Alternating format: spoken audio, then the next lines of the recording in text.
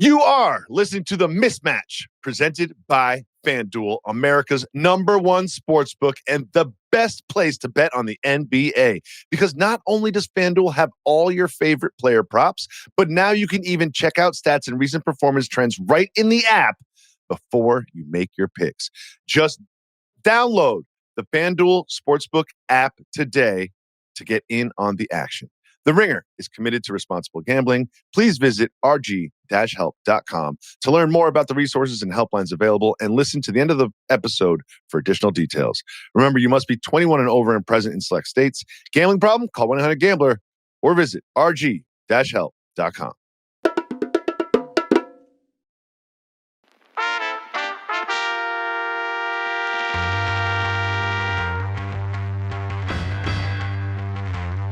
Welcome to the Mismatch. I'm Chris Vernon. Joining me as he does every week from TheRinger.com is Dave Jacoby. Jacoby! It's here, Verno. It is here. The playoff weekend is upon us, and I can't wait. I am going to be in a basketball arena on a Friday night at 8:30 Central Time watching a play-in game between the Memphis Grizzlies and the Dallas Mavericks. If you would have told me 2 months ago that I was going to be doing what I am doing this Friday night, I probably would have yelled at you, but here we are. Let's start with the early game, which is going to be the winner of Atlanta versus Miami gets the right to face the Cleveland Cavaliers. The home team won all 4 matchups in this year. I will say there was a part of me that the other night when the 9-10 games were on, and you had said you hated the 9-10 games, I gave up at 71-47. I made it all the way to 71-47. And then I was like, you know what? I'm done here. I can't do this. I can't do this. It was 71-47 in the first half.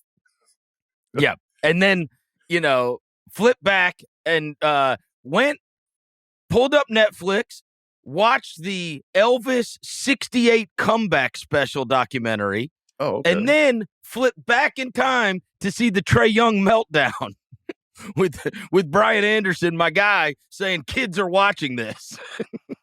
And it was brilliant. And so we got the Trae Young meltdown as they lost the first of the play-in games. Look, I guess we got Dyson Daniels, who is one of the best defenders in the entire NBA. They're going to be trying to get, how many times can they get Dyson Daniels off of Tyler Hero and free him up so he can get the matchup with Trae Young. It's really just a matter of who would you rather see play Cleveland? The Heat, without question. And I thought that I was actually in Chicago for a Spotify thing on Wednesday night, and I was like, do I go to this game? But it was like I would get there in like the second quarter, and they were like $300 tickets. I was like, I can't do this. But I'm glad I didn't go to the game. But the Tyler Hero performance was just he came out smoking. Like he had it working against the Bulls. And I was like, all right, if someone's gonna have a puncher's chance against the Cavs, I would like to see it be Tyler Hero and this Heat team. And you could say the same for Trae Young, but I think tonight is intriguing because you've got off night on Trae Young and then Daniels on Hero. And, those are 2 of the best perimeter defenders against 2 of the best perimeter creators. So that'll be fun to watch. But I just want to see more Tyler Hero. I enjoyed watching that first half against Chicago. That's what got him up 71-47. So that's what I picked.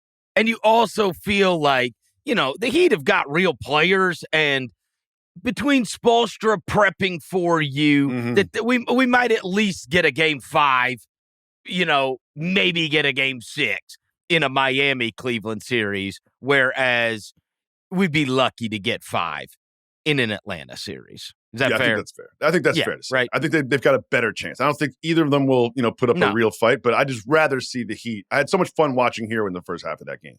And we've got a better chance at, competitive games.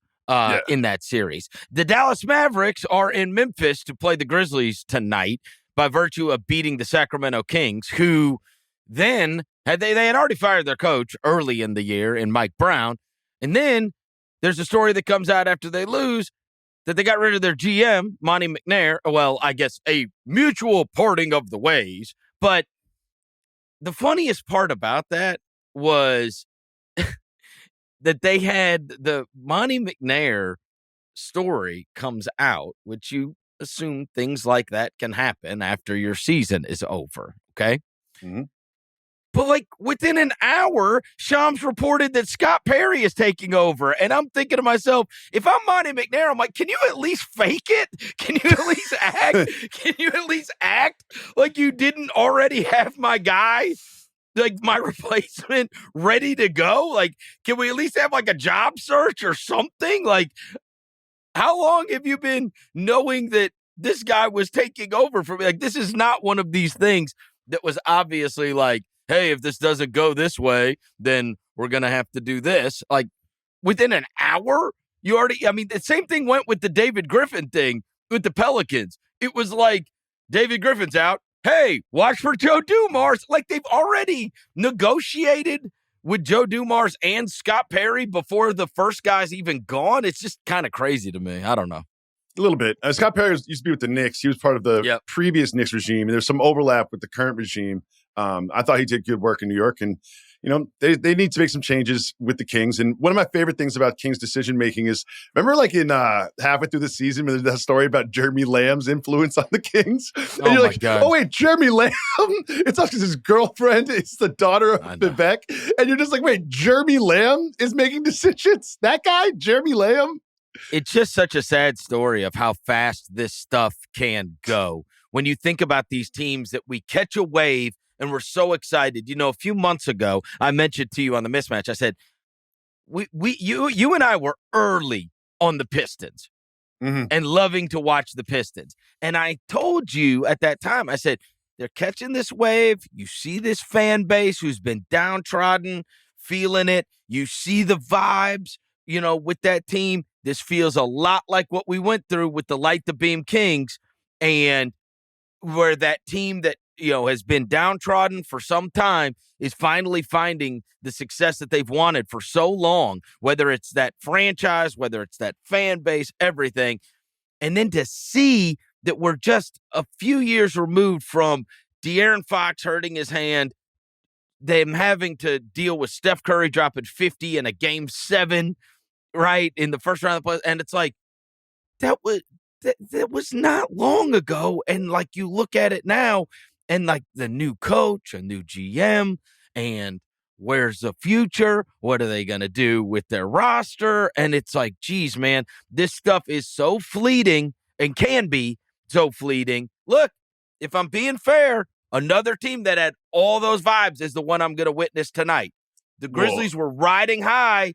You're right. Everybody was on that Grizzlies wave. They were the 2 seed 2 years ago. And next thing you know, you wake up one morning and you're playing in the play-in. We kind of saw the Grizzlies playing thing coming. And I thought they played really well against the Warriors, which is, by the time you're listening to this, feels like 3 years ago. But tonight's game, you're going to be there. You're in Memphis. I want to hear from you, Chris Vernon. You're the Memphis Grizzlies guy. Like, how does Ja feel? What's the injury update? We have no idea. He did not practice yesterday. No, he didn't practice yesterday. And so then they said game time decision. But I mean, you saw him. He couldn't even move in the second half of that Warriors game. Not like Ja Morant can move. And so that's just a huge question mark. Obviously, there's a lot of people that are going to listen to this after the game takes place, but nobody knows if Ja Morant's going to be out there or not. What we do know is that the Dallas Mavericks have this intense amount of size, and they are also going to be more than willing to drag that game. The more half-court basketball, the Grizzlies cannot beat that team in a half-court basketball game. So it is going to be decided whether or not they can get the requisite stops and they can get out in transition and run. If that is the case, then they can beat the Mavericks. If that turns into a we run a play, you run a play, they've done that. They've done that dance with Anthony Davis. And Anthony Davis has averaged like 32, 15. What about Jaren Jackson Jr., Defensive Player of the Year candidate? Davis has been horrible for the Grizzlies, like a nightmare matchup for them. His last 3 outings, I mean, the last 3 times he's played the Grizzlies, he's averaged like 32 and 15. So he has been a uniquely terrible matchup. So you mentioned the size that they have, and I thought one of the biggest things that I took away from the Grizzlies' performance against the Warriors was the full Zach Edey experience was on display. You know what I mean? The best parts and the worst parts. It was just like he's just such a unique player in these games that like he's being targeted on defense, but he's getting them. He has 7 offensive rebounds that were huge. Right. Like and you mentioned the size, but if you put Jaren Jackson Jr. and Edey out there, that's a big team too. It is. And I tell you this, that game was very instructive towards what we might be able to see in the Rockets Warriors. Because if there is anything that the Rockets could bring to the table, it is size that could be a disadvantage on one end, but a monstrous advantage on the other end, where you're just playing, we miss it, we get the ball back, you miss it, we get the ball. Right. And you're playing a possession game. Like, you don't have to shoot as high a percentage if you get to shoot the ball a lot more times. Right. Now, it might just be they keep kicking it out and missing it, kicking it out and missing it. They do that too. I've seen them do that. So before we move on to the actual playoffs, like, what's your level of concern for tonight? Like, what do you feel? What does the city feel? Intensely high. Yeah. It feels that way. Yeah, because you're on the edge of disaster. You're on the edge of disaster. Now, I mean, it's weird. If you flip the coin, if you win. No, if I'm being fair, there is I wouldn't say it's not a 50-50 split, but there is a splintering of the fan base. So one part of the fan base is so over it that they don't like, they actually might be happier if they lost tonight's game. No, because they gave up because here's the deal. They gave up the pick in the Smart deal. Mm-hmm. If they lose tonight, they're going to keep their lottery pick. So there's always those kind of fans that would rather they'd rather have the lottery pick than get swept by the Oklahoma City Thunder. But listen, we're down 0-2 playoff game at home in Memphis. What fan wouldn't want that? I mean, come on. I agree. What fan would? That's silly. That's just absolutely silly. I look again. I think if you are, it's a loser mentality. Yeah, and I don't like it. I don't care. Again, I understand the asset thing side of it. And so I guess you could convince yourself like, hey, it's not the worst thing in the world if you lose. At least you get to keep your pick. But the idea that you were the 2 seed 6 weeks ago or whatever it was, and now you are playing in the play-in for the right to get fed to the Wolves. Well, not the Wolves, the Thunder. The Thunder, yeah. But they are Wolves. And, look, the idea that the Warriors loss is the killer one, because you feel like, look, probably wouldn't have beaten the Rockets either. You have shown no ability to beat good teams in a long, long time, but you're probably getting a game 6 at home, right? Yeah, and then it's going to be decided, like if you played them. Whereas now, the only thing you would be guaranteed is a game 3 and a game 4. Maybe. They might call it off. Surely they wouldn't call it off before it. I'm sure he'll give it a shot. In a winner-go-home game with an ankle, he'll do everything he can. Sure. Would you rather see Memphis, Oklahoma City, or Dallas, Oklahoma City? You would rather see Ja and SGA. Listen, I think the vibes, like the whole Dallas season has been so wacky. And both of these teams, I know, one of them, both of them are so disenchanted with their teams. Now, at least the Grizzlies didn't trade Ja Morant, but they might. Come on, they might. He's already come out and said they're not. Their GM already made a very serious statement about it. Okay, no one's ever. The GM's never made a public statement and then done the opposite a couple weeks later. Look, just because Nico Harrison is goofy doesn't mean the rest of the league got goofy. That's fair. Well, those games will be tonight, and we'll see the winner. Yep. The winner of those games, the winner of both of those games tonight, are going to have a real uphill climb against the number 1 seeds. I will say this, and again, it might be famous last words, but Memphis was 36-9 versus teams 500 or below. That's the only teams they did beat. And this does apply. The Mavericks are indeed below 500. It would be crazy for a team below 500 to be in the playoffs, but it's happened before. Anyways, let's get to every other NBA podcast that's done great, big playoff previews, going series by series. We are going to go a different route, and we are going to do 4 things we are looking forward to in the first round of these NBA playoffs. Do you want to start or you want me to? You start. All right. Number 1, the Cade Cunningham trial by fire. So every time, and it was a few months ago, we gave our predictions. We did the people don't think so now, but they will. And I did that Cade Cunningham is going to be a superstar. And so it started to get a little bit of the wave, but this is the true coming out party. If we're being fair, hardcore fans like us, we're watching League Pass. We have an awareness of Cade Cunningham. We have been watching the Detroit Pistons throughout the year. But this is a team that, the rest of the world, if you're not a League Pass aficionado, you don't know this team. They're not on TV, ever. They're never on. And so this is going to be the first time. And not only are they on, they're on versus the New York Knicks, a team that Cade Cunningham this year averaged 31, 8, and 5 while shooting 56% from the field and 52% from 3 versus. He was outstanding against New York this year. And a lot of times New York can cause very serious problems for diminutive guards because they've got these outstanding wings. OG Anunoby, Mikal Bridges, Josh Hart, on and on. Cade is so big that it is not necessarily the same advantage, but you know that Tibbs is going to game plan specifically for this team, and the head of the snake is Cade Cunningham. And so the idea of been this big coming out party for Cade Cunningham this year where he has ascended to a different level of NBA player, but now is the trial by fire, right? Now you are playing as an underdog on the road in the biggest market in the world. And so this is going to go one way or the other. And how he comports himself throughout this series, I think, is one of the things certainly that I'm looking most forward to in the first round.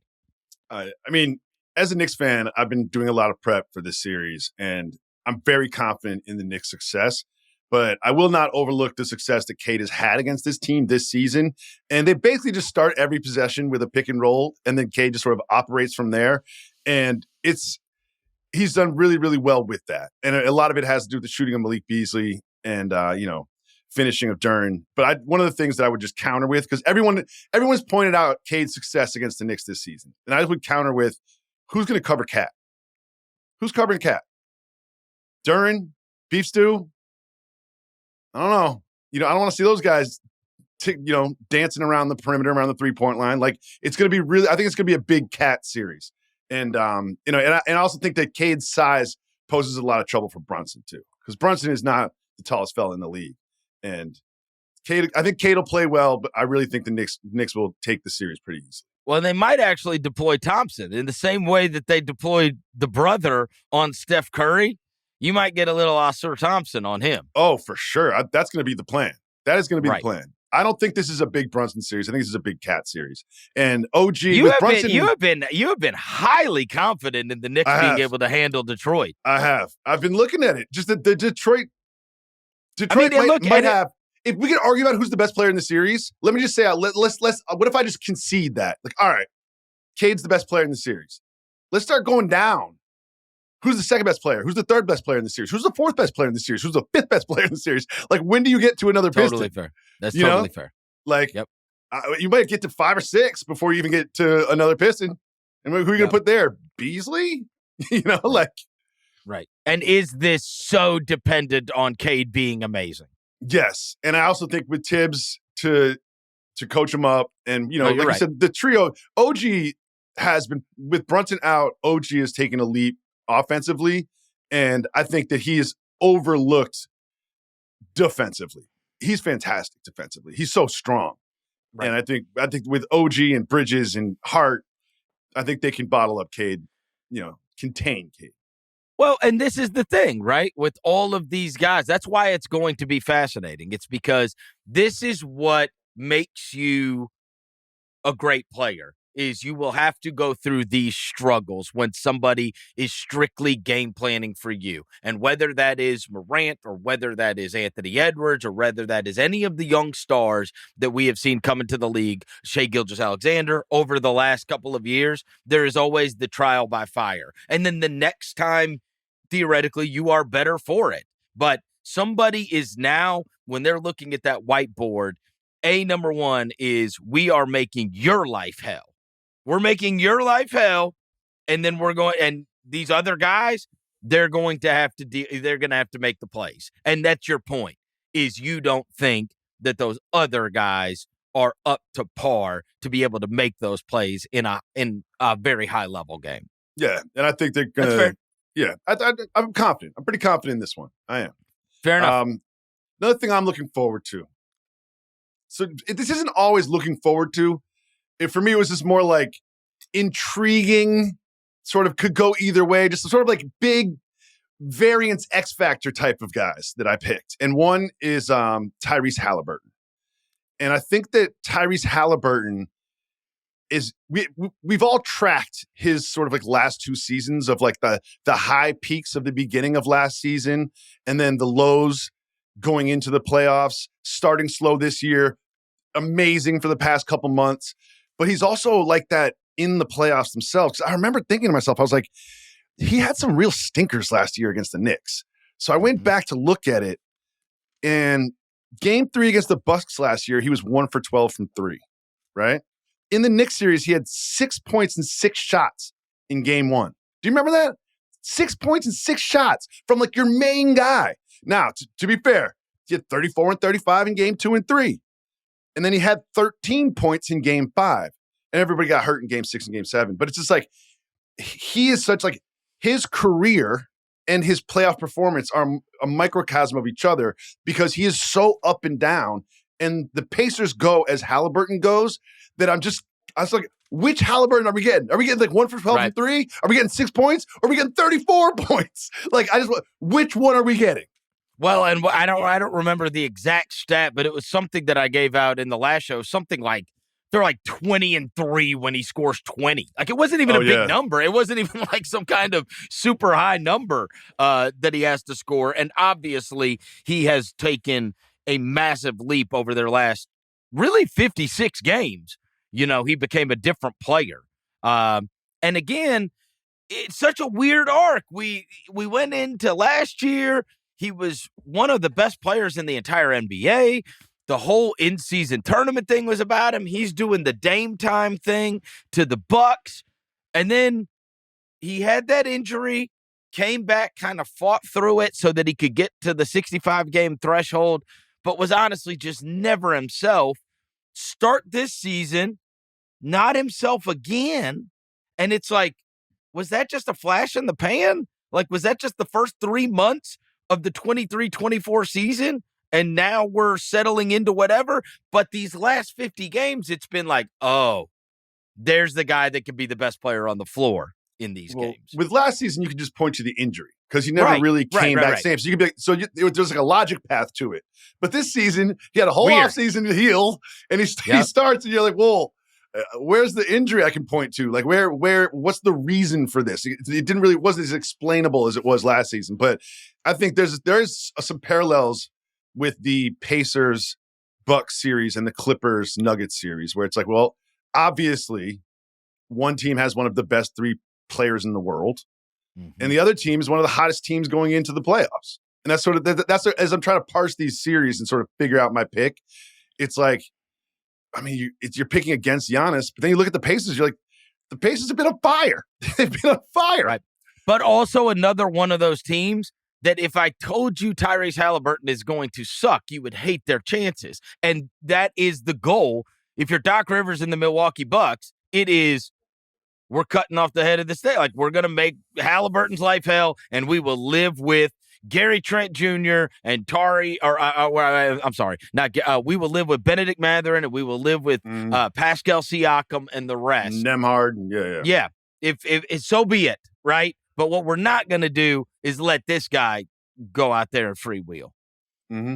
But they've got more depth than you would think with all those guys you named, and like TJ coming in off the bench in the Knicks series last year, like he would score like 8 points in 4 minutes. You're like, what happened? What is this?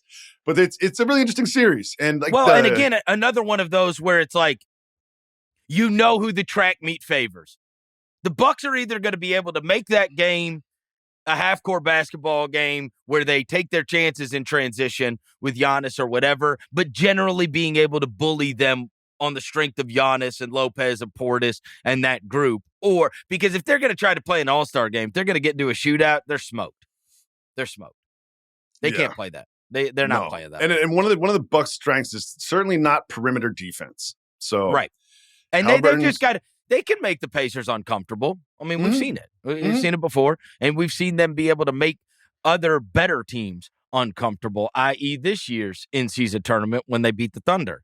It's like, that's the thing here, right? Play grown men basketball. Like, no, you don't get to fly up and down the court and have fun and space and you're just not going to rim run and three ball us to death and go out there and everybody's having a good time. This is going to be a bitch. You know what I mean? Yeah. And so we'll see how Haliburton reacts. My second thing I'm looking forward to, the reintroduction of playoff Kawhi Leonard. Now, it is crazy when I went back and did the research on this, and you think about the way this has taken place. He has played in 2 playoff games over the last 2 seasons. Now, the Clippers now have won 18 of 21 games, and in that time have had the number 1 offense in the league. In 20 and 21, he hurt his knee in Game 4 of the Western semis against the Utah Jazz. In 21-22, he was out. He sat out with the knee. In 22-23, he tore his meniscus in round 1. Then last season, he probably shouldn't have even played in the 2 games that he played against Dallas, right? He was he never really got hurt. He was a hobbled version of himself. And so as the stories go, the stories that have come out as this, the media availability for the series preview, it says the Clippers told him he could use like his own guys, right? Like his health guys. And then they have a person who is in charge of health and development, and they gave him all these exercises. They gave him all this protocol to do, and he did all of the protocol. And he is, now again, knock on wood, but he says, like, I've done this. I've gotten healthy. And between 2017 and 2020, now that is a long-ass time ago, Jacoby. Yeah. This guy played in 60 playoff games. He averaged 29 points a game on 63% from the field in 60 playoff games. Then you could say, well, he ain't that guy anymore. We just saw him in a do or die situation. Like, they're either getting to be in the position they're in the playoffs or they're having to play their way in. He went and played against the Warriors. He was 13 of 20 with 33 points in the overtime win against Golden State. So, like, this is it did, like, that was the first, like, quote, playoff game, right? The stakes are mega high. Now we're going to see. But it's wild to look back and go, this guy, he's not like, oh yeah, Kawhi Leonard was great in the playoffs. He's truly amongst the greatest playoff performers ever in the history of the NBA. There is a very, very small list of players better than Kawhi Leonard. And so now everybody's doing the whole, well, it all depends on Kawhi. Like, is Kawhi going to be able to stay healthy through this or whatever? Like, again, we're going to see, but it appears as if we are on a track to be able to get like the actual playoff Kawhi back. And if we get actual playoff Kawhi back, that is a different animal, brother. That is, I mean, I just gave you the numbers. Who averages as a perimeter player? He shot 63% from the field. scoring almost 30 points a game. And a lot of those like turnaround mid-range jumpers. You know what I mean? Like it's not like he's just like getting it to the rack.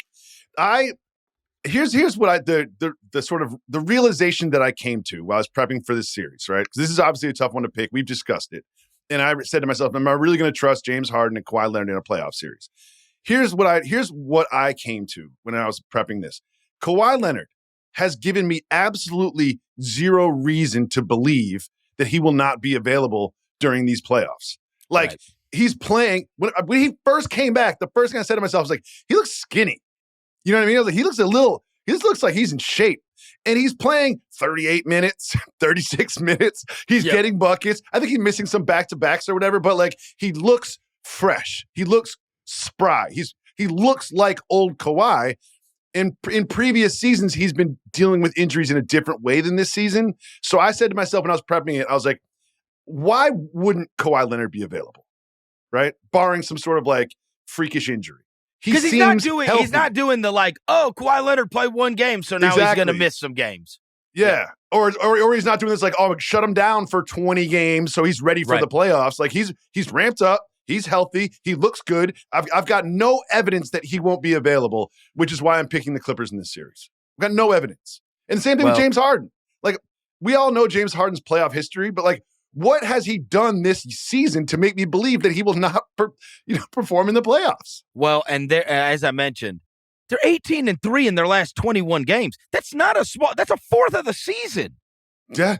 That's a fourth of the good season. Wins. And they mauled people and had the number one net rating and the number one offense in the league and a top 3 to 5 defense in the league. I think they have number 2 defense in that stretch, I believe. It's crazy. And I'm just going to go with another one of mine because it has to do with the Clippers in this series.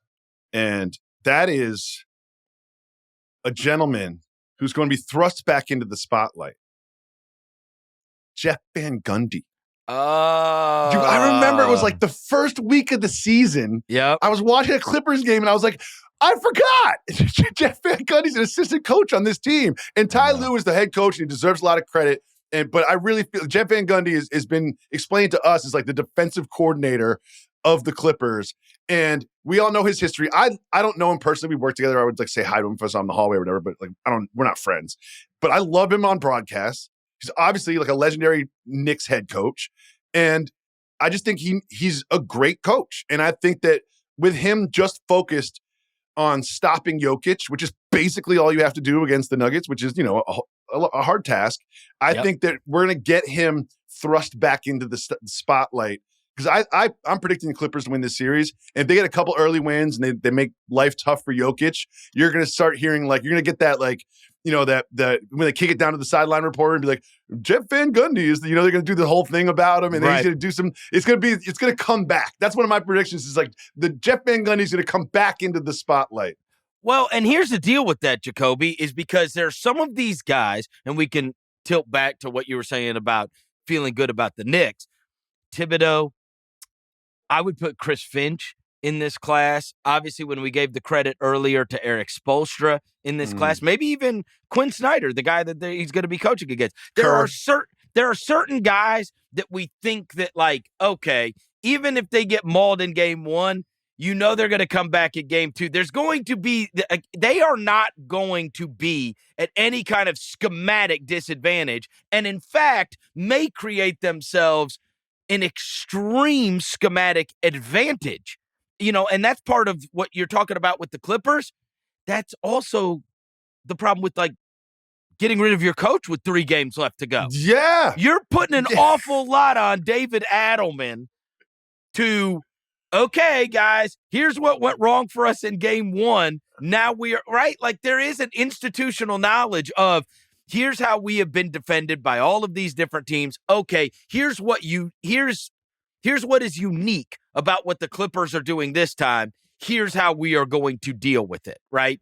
And that is where when you talk about the Ty Lue Van Gundy tandem, you sit there and go, if I'm going into a playoff series, there's nobody I'd rather have drawing up my game plan. I don't know if my players are going to be able to execute it to the point that I'm going to win, but I also know I am going to be able to have a schematic advantage because they are going to have the best possible scenarios for me to be able to compete. Yeah. I think when you look at the tail of the tape, you match up point guard versus point guard, shooting guard versus shooting guard. When you get to the coaching matchup in this series, right. We've seen it. Ty Lue himself was like a first-year head coach, won a championship, and Joe Mazzulla, we've seen it. I'm not going to sit here and say it can't happen, but if you're looking at the matchups, I have a lot more faith in Ty Lue and Jeff Van Gundy than I do in David Adelman.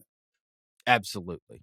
And I think it's going to be that's going to be very interesting because people are going to see Jeff Van Gundy on TV. They're going to be like, what? Well, yeah, a lot of people on the East Coast aren't tuning into Clippers games. They don't do a ton of national TV games either, but there are going to be some Knicks fans like, wait a second, is that Jeff Van Gundy? Yep. FanDuel is letting you get in on the NBA playoffs action right from the first tip, because right now, all customers can get a no-sweat same-game parlay every weekend when you bet the NBA playoffs. That's right. Just use your token on 3+ leg same-game parlay or same-game parlay plus on any NBA playoff game, and you'll get bonus bets back if you don't win. I am so excited about this weekend in the NBA playoffs. I'm not going to see my family all day Saturday, all Saturday night, Easter Sunday. I might say hi to the family, but I'll be watching NBA all weekend long, and there's some great FanDuel wagers that you can put together. Luka, I think, is going to score a lot of points. I'm kind of down on Anthony Edwards and his point production. I think that they're going to make it really tough on him. I think that Karl Anthony Towns is going to absolutely go off and the Knicks are going to win. There's so many ways that you can put together a same-game parlay, and now you get a no-sweat same-game parlay. And I love betting on FanDuel with their great promotions every day, safe and secure app, instant payments. There's no better place to bet all the playoff action than America's #1 sportsbook. Visit FanDuel.com/mismatch and get a no-sweat same-game parlay every weekend of the NBA playoffs. That is FanDuel.com/mismatch. FanDuel, official sports betting partner of the NBA. Remember, you must be 21 and over and present in select states, or 18 and over and present in D.C. Opt-in required. Minimum 3-leg parlay required. Refund issued as a non-withdrawable bonus bet that expires 7 days after receipt. Max refund $5 unless otherwise specified. Restrictions apply, including token expiration. See terms at sportsbook.fanduel.com. Gambling problem? Call 1-800-GAMBLER or visit rg-help.com. My third one. So I just mentioned Chris Finch, and I was effusive in praise towards him. I think he does a very good job preparing his team to play. They're playing against the Los Angeles Lakers. And now Chris Finch is charged with, I think it is certainly, I'm confident that they will be able to have a good defensive game plan. They've got really good defensive personnel. It's the offensive side. And what happens if they start making Ant super uncomfortable? We have seen Ant does not want to be double teamed. He has made that very, very clear. So if they start to run two at him on the touch, and now it gets in scramble mode, and whether they do that or not, we know that they are going to be in a position where they've got to have that second guy step up. You have, in the past, goofed about get ready for the Julius Randle experience. I will say this. Julius Randle. I was not joking. I got it. But Julius Randle, post-All-Star break, has been 52% from the field, 40% from three. He's averaged 18, 7, and 5. The 5 is the big one because he has been functioning as a passer in that offense a great deal. And the question is, who's that guy that comes along with Ant? When we're looking at the box scores the next morning, is Randall the second leading scorer regularly? Is it Naz Reid? Is it Dante DiVincenzo? Like, there has to be somebody else to come along, right? If you're counting on Anthony Edwards, and you even think Anthony Edwards could have a really good series against the Lakers, there still has to be who's that other guy for the Wolves that is going to be reliable. That second player. We always know that second guy, we mentioned with it when it was, if they're going to try, it's what you question with Detroit. It's what we wonder with, say, Indiana, when it comes time for them to decide, we're getting the ball out of Haliburton's hands now. Okay, Pascal Siakam, take us home, right? Like that's the next natural guy. Here's the deal. Who's that guy for? Because on the other side, right? Oh, that thing's going to be. Yeah. And will you even know the third one? Third, yeah, I was about to say. Yeah.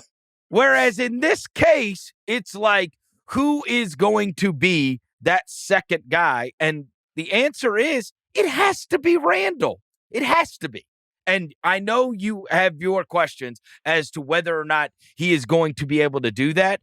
But if the attention goes towards Anthony Edwards, Randall is the guy that has to make you pay for that. End of story. And so the playoff hopes of the Timberwolves in many ways resting upon Julius Randle is something I know you roll your eyes at, but he's going to get his chance. I really think he will. And I will say this positively about Julius Randle. And at his peak as a Knick, when he was like really cooking, he was just hitting tough shots. Like, he's a tough shot maker. He's not one of those guys that needs like a swing, catch and shoot, open three, and that's how he gets his points. Like, he's defended, turning it away from double teams, hitting mid-range shots, tough finishes around the basket. And what I've seen in the past with him in the playoffs is a tough shot maker just missed those shots in the playoffs. But he's going to have his opportunity. And I think the frustrating part is he dribbles the air out of the ball sometimes, backs down his defender, and then shoots a turnaround fadeaway. It's a tough shot with a guy in his face. And he hits him sometimes. He does so much from the perimeter that what's going to be interesting is there's really just one, like, you're going to be able to target Lakers. Look, Finney Smith is the only like high level defender that they have on the perimeter. Okay.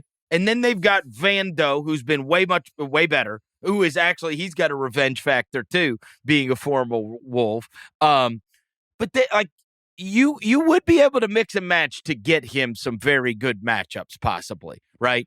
Where Randall is now getting the switch onto Reaves, he's getting the switch onto Luka, right? We'll see the level of interest that LeBron has in being a high caliber defender, but it's not some team that's got defenders all across the board. You're going to be able to manipulate this to get good matchups for, and Randall theoretically should be the big benefactor of that if the extra attention is paid to Edwards. It's just a matter of whether you think he can deliver on that or not. I think you make a good point focusing in on this, because you mentioned Chris Finch, and Anthony Edwards he's going to try to do it himself, right? And at some point, they're going to call timeout and be like, we're not going to win like this. You know what I mean? And I think I am critical of Randall, just because of his playoff history, right?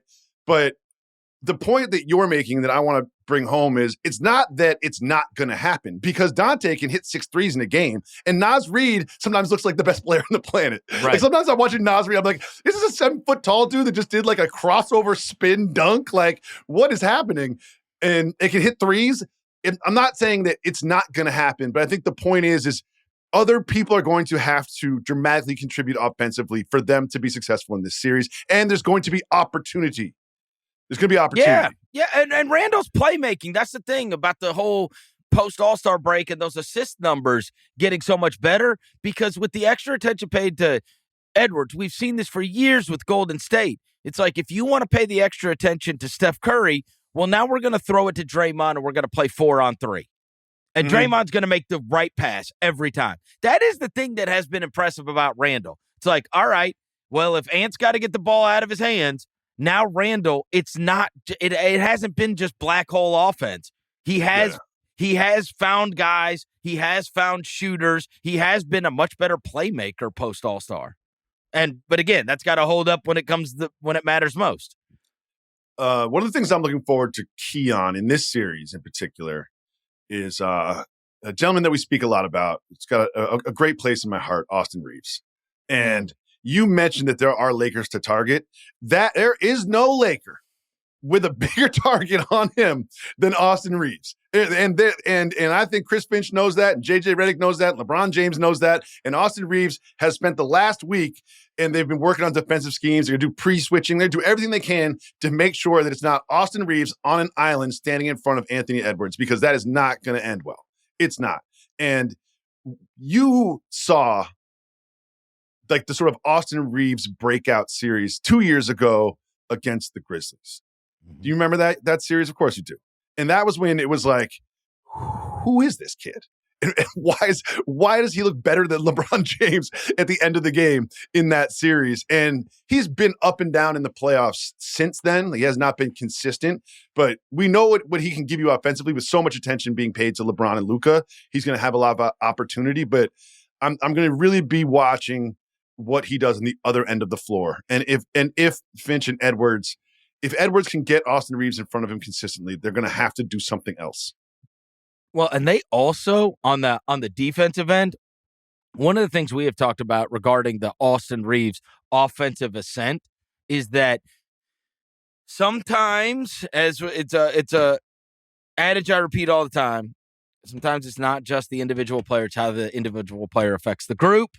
And if you have one defender to deploy to LeBron James and you have one defender to deploy to Luka Doncic, now you're down to third best perimeter defender on your team. And if he's going to face that, you're dead. The Wolves are uniquely They've got guys. They are uniquely they're third best. You're like Dante. And Dante can play D. Or Naw, who is a very good defender, right? Mm-hmm. Alexander Walker can really get he can really bother you. And so they are uniquely prepared for this in a way. Most teams' third best perimeter defender is awful, is targetable. Yeah. And they shoot 45% from three. That's usually how it goes. The third best perimeter defender shoots 45% from three. And in fact, that is true of the Lakers. Right? Like they don't have a myriad of perimeter defenders. Like if there's one thing that Minnesota does have, they can bring to the party a third. Like they're not putting a guy out there that Austin Reaves can just demolish. And most teams, because you have to pay the attention to LeBron and Luka, the great benefactor has been Austin Reaves. And if it's almost like you're getting to play against second string. It's like these six men that come in and give and score, 26 off the bench because now they're playing against some backup or whatever. Like the team's third best perimeter defender is usually a massive minus for you. Whereas the Wolves do have that. They do. I don't know if they're going to be able to do it. And we'll see. Their offense has been great the last 15 games, but they are uniquely equipped to not get torched by that guy, theoretically. I remember I was thinking back. I was like, I don't really remember Austin Reaves' impact last year in the Denver series. And I looked it up. From three, he was 2 for 6, 1 for 5, 2 for 5, 1 for 6, 1 for 4. And I would say that is not a good series from Austin, but I would also say that he is a different basketball player this season. He's mini leaped. He's definitely mini leaped this season, and I expect him to perform better in this series. My fourth one that we look forward to in the first round of these NBA playoffs, I wish FanDuel could put odds on this. Who is the first meltdown? Is it a player? Is it a coach? Who's like the ejection? 20-second timeout. Like what do we mean by meltdown? Like bad game or just like no. Like ejected. An ejection or a press conference for the ages. Who has the first meltdown? Like when you gotta think the odds-on favorite is something that happens in Warriors Rockets, right? Well, that's got to be right. Like you've got you just had them in the hotly contested national TV game about a week ago where Ime Udoka's calling them crybabies, and he's saying when you get physical, if they start crying, get more physical with them. You're going to have Ahmed Thompson flying around trying to guard Steph Curry, Steven Adams and Draymond going at it against each other, or Draymond's going to go after Şengün. Like that'll be the guy that he tries to punk because he always goes about anybody that's big and from overseas is who his target is. And so Şengün will be the guy. I think, look, I could see it happening. Pistons have a very short fuse, so I could see it happening in that one. I think our best candidates are Pistons, Knicks, and Warriors-Rockets for who has the first true meltdown. So this was also my fourth, and I had Adam Silver in the sort of the discipline section of the league office, because you mentioned it's well documented, the history between the Rockets and the Warriors, right? If you watch the games and you look or listen to any coverage, we know what's going on there with those teams. Same thing with the Pistons, right? And Beef Stew and Ron Holland, and they were mixing it up once every 3 games. And then let's not forget the Bucks and Pacers also have a history. Right? Oh yeah, Ballgate. So we've got Dame time. We've got 3 series, which before the jump ball in game 1, they're coming into it with static, right? Oh no, and we have needed this. We have needed this, and it's fun. It's fun for fans. I love it. But let's also not forget is over the course of series, they just naturally develop tension and static. So that doesn't mean there's no potential in the other series. So I was thinking about the disciplinary sort of arm of the league office. Who's first, Dylan or Draymond? Draymond. I bet this is what when you're saying Adam Silver, I'm going to give you names of which he's going to have to decide what to do with. Do you want to, what I think about all the time is we always talk about Draymond punching LeBron in the dick in game 4, suspended for game 5, right? But people always forget this, and I'll never forget this moment. At the end of game 6, the Warriors are down like 13, and Steph tries to get a steal in the backcourt from LeBron, and they call a foul on him. And it looked like it was a bad call, but Steph is frustrated anyway, and he takes out his mouthpiece, and he throws it as hard as he can at a fan. And I remember sitting there being like, you can't not suspend him. He assaulted a fan with a projectile. Now, to Steph's credit, he did go over to the fan and like apologize immediately afterwards. But I remember on my couch saying like, how does he play in game 7? And then I bring up the disciplinary arm and Adam Silver, because like, how does he not play in game 7? You know what I mean? Right. It's like, he just kind of assaulted a fan, threw a projectile at him, a mouthpiece, kind of gross too. It's got saliva on it. But you can't suspend Stephen Curry for game 7 in the Bay. So like these type of decisions. So do you suspend Draymond if they're down 0-2 to the Rockets and he blows up? You know what I mean? They're going to have to make just calls that are going to swing series based on some of these expected skirmishes. And I think that there's going to be a lot of tension. There's going to be skirmishes, and there's going to be difficult decisions that they have to make. Especially in the Western Conference, where outside of Oklahoma City and whoever their opponent is, who we expect them to maul, whether it is the Grizzlies or it is the Mavericks. Tell me if you agree with this. In the East, I don't feel this way, and we've never felt this way all season, that we were going to be set up to get a bunch of good series. The other 3 series in the Western Conference, I would not be surprised. In fact, I think I'd be surprised if all of them didn't go at least 6 games. Oh, yeah. And I think truly, one person that needs to be mentioned in this discussion is Luka Doncic, who is like constantly on the edge of a technical foul the entire time when he's in a game. Yep. And he's going to get a couple.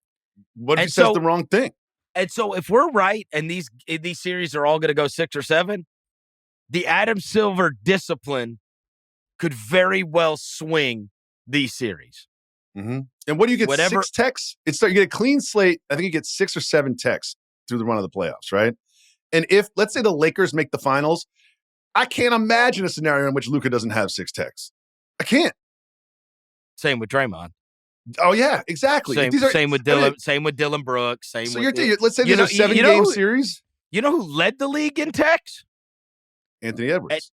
And that is Meltdown City.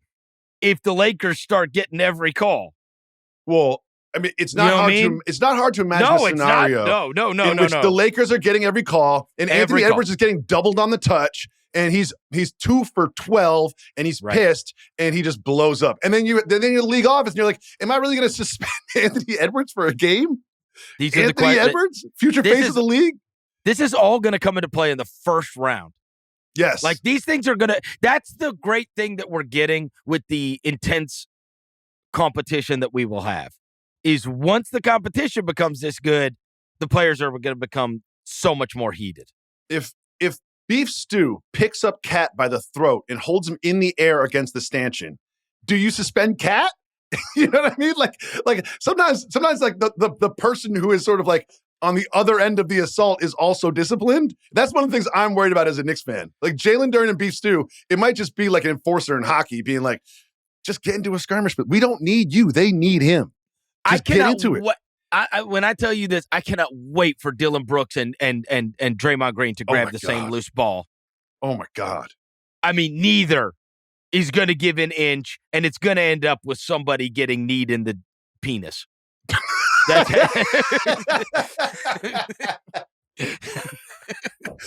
happening. It's Steven Adams. Steven Adams and Draymond. I think there's like it's on the table that Ime Udoka gets in like a physical confrontation with somebody from the Warriors. It's like not off the table. It's on the table. It's not off the table. Listen, I don't love violence. I don't think it's a good thing for the kids to watch or whatever, blah, blah, blah. I don't care about that. It's awesome to watch. I like watching teams that don't like each other. I like it when guys are getting each other's face. I like it when they're calling each other's names. I like it when there's disrespect going back and forth. I think it makes for better basketball watch. And you have two of these teams, especially in the West, that are so like they're competitive teams, and everybody knows going into this. Like, look, you don't have to have the bracket hung up in your office like the NBA office to know that there's a possible LeBron James Steph Curry collision course. Yeah. And so good luck to the Rockets and the Wolves getting their fair shake from the Zebras, because I mean, they've got they've got stars on those teams. Those teams already get calls, and now you are going to have these smaller market, well, not smaller market, but up and comings with the Wolves and the Rockets that are having to play these, 15-time All-Star laden teams, and the idea that they're going to be on the right end of the whistle, and then the meltdowns that's going to cause. Oh, brother. And the other thing is, it's not great. Like, we're all going to be doing this as it plays out. Where it's like, dude, come on. Like Ime press conference after like game 3 when they're down 2-1, and then the free throw discrepancy. And the Lakers have taken 46 free throws to 17. Well, and like, let's not forget this is Jimmy Butler. He's trying to get to the line. Oh yeah, that's what he does. It's kind of frustrating if you're rooting against him, but it's he's an absolute master at getting to the line. Let me say this, because I'm gonna give him a little bit of a break on one thing. Look, it happened to my team, and at one point Jimmy Butler had 18 free throw attempts, and the Grizzlies had 15. Mm-hmm. That was a real thing that happened, which is an absolute outrage. That was that should never happen. Game. That should never foul. Happen. Wasn't the Kevin Looney, the Edie foul? I was like, what? It should never happen. That being said, the one thing I will say for Jimmy Butler, and the reason I thought about this a lot, especially after I watched Trey, because when they get into the bonus, and this is what always drove me crazy about Harden, and Chris Paul is like an elder statesman of this. When they get into the bonus, now my intention on the play is to get fouled. My intention is not to actually score. The goal of my move is for you to foul me. And that is the difference that I will give Butler a break on. He is a foul merchant, but his intention is to score, right? He's not just playing for the foul. He's trying to get the and one against you. Like, he is making the move to score. He's just great at getting fouled. Whereas many of these guys, I feel like they are only their intention on the play is not to score. Their intention on the play is to draw a foul. And I do at least feel like his intention isn't to draw the foul. It does happen, but his intention is actually to score in a way that doesn't annoy me as it does with a lot of other guys, even though he goes to the line an absurd amount of times. I think you make a good point, but you're giving him a little too much credit. Like he aggressively Probably. goes, yeah, you make a good point. Like it's not like he's not like Chris Paul in the backcourt getting someone on his back and then falling over and making the ref call it. He also doesn't flop and flail. No, he doesn't. He aggressively goes. He goes into guys, gets the contact, sort of like gets that done, and then tries to score. You know what I mean? You never see Jimmy Butler whipping his head back like his neck's broken, or going, yeah, exactly, or doing the LeBron and lay on the ground for 20 minutes. You know, like Luka does this thing where he gets the guy in the air, and then he gets the contact on the way up and tries to get the and one. There's going to be. The officiating, unfortunately, is going to be a point of discussion, as it often is. Good luck, Adam Silver. Yeah, Adam Silver's going to have a lot of decisions to make. He's just going to have his head in his hands a lot of times. Be like, "What do you mean? Like, I have to suspend Luka Doncic?" It's like, well, he punched the referee in the chest. You know what I mean? It's like, right? Because Draymond and Luka are liable to do things that just don't make sense. Like the two of them, sometimes they sort of like short circuit. You're just like, why are you behaving this way? There's too much on the line. Like, why are you doing this? And that's all going to happen. And then if Memphis wins tonight, in game 1, when Ja Morant hits a 3 and pretends like he's driving a tank, he'll be suspended for the rest of the playoffs. That's when the hammer. That's when the hammer will really come down. I mean, forget these guys. Forget everything else. The hammer's really going to come down. If the Ja Morant celebration discussion continues, I might quit the pod. I might quit the pod. I might just be like, I can't do this, Verno. I can't do this anymore. That's when Adam Silver turns into Buford Pusser from Walking Tall. All right. Well, I cannot wait for this. This is going to be great. I am so looking forward to this. Last year's playoffs were terrible. I really enjoyed the Knicks. I was like fully in the Knicks Sixers series, which was awesome. That was the only good one, though. But like, I think it's easy to forget that the last year's playoffs, like by and large, like even the finals, I know, and even good. I am so hopeful that this is going to be great starting out Saturday. How could it not? In the Western Conference, I can't imagine a scenario in which 3 of those series are not just absolutely excellent. I can't imagine a scenario, barring injury. And I think it's also worth mentioning as we start the playoffs, like people get hurt. It happens every year. It's swing series. It sucks, but it just happens. So whatever you think, whatever you bet on, whatever you prep for, wherever you think a series is going to go, a few of them are going to get swung because X player went out. That's just the way it goes. We're going to get to talk about it after we have a couple of games played already. Thank you to our executive producer, Jesse Lopez, as always. And Jacoby, I'll talk to you next week. Must be 21 and over and present in select states for Kansas in affiliation with Kansas Star Casino, or 18 and over and present in D.C. Got a gambling problem? Call 1-800-GAMBLER or visit rg-help.com. Call 1-888-789-7777 or visit ccpg.org/chat in Connecticut, or visit mdgamblinghelp.org in Maryland. Hope is here. Visit gamblinghelplinema.org or call 800-327-5050 for 24/7 support in Massachusetts, or call 877-8-HOPE-NY or text HOPE-NY.